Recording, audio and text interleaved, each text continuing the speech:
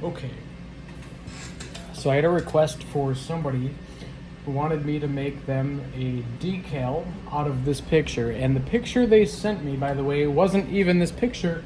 They sent me this picture as a picture of their screen, so I had to suffer to even try to find it. But so I'm going to show you how to turn this into vector artwork using Flexi so that you can cut this into a decal. So the first thing I did, and I'm going to leave the original over here, is I took a second copy, and if you go to bitmap, color mode, and I turned this grayscale.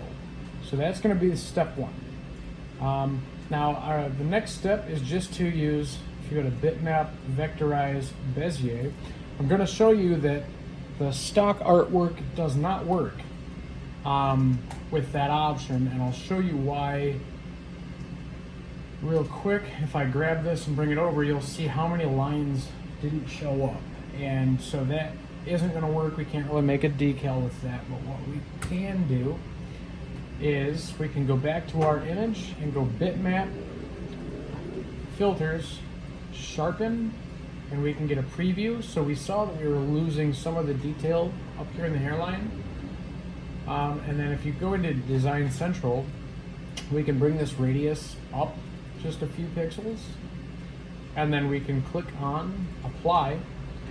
Now when I go back to bitmap, vectorize, Bezier, you'll see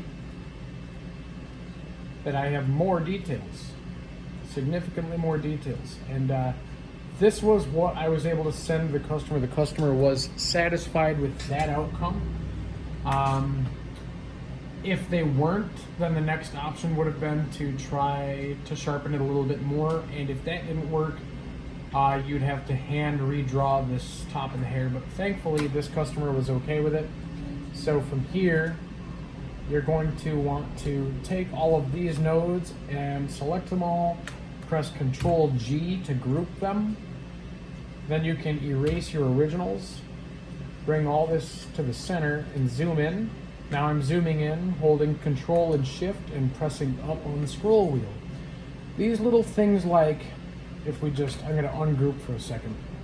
Some of these little tiny details, like this thing or this thing or this thing, these are difficult to weed around and add a lot of time to your plotting.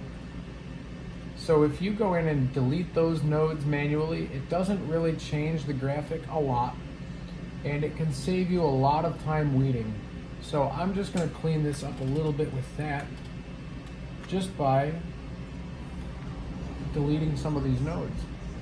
And it saves an awful lot of time, like I said. And there you have it. That is exactly how we would turn our graphic into something that we can cut. Now at this point, you would want to take this, select it, group it, and then you can go File, Cut, Plot, and send it out to your production manager. Make sure that you load the color that you need, and there you go. That's how you do it.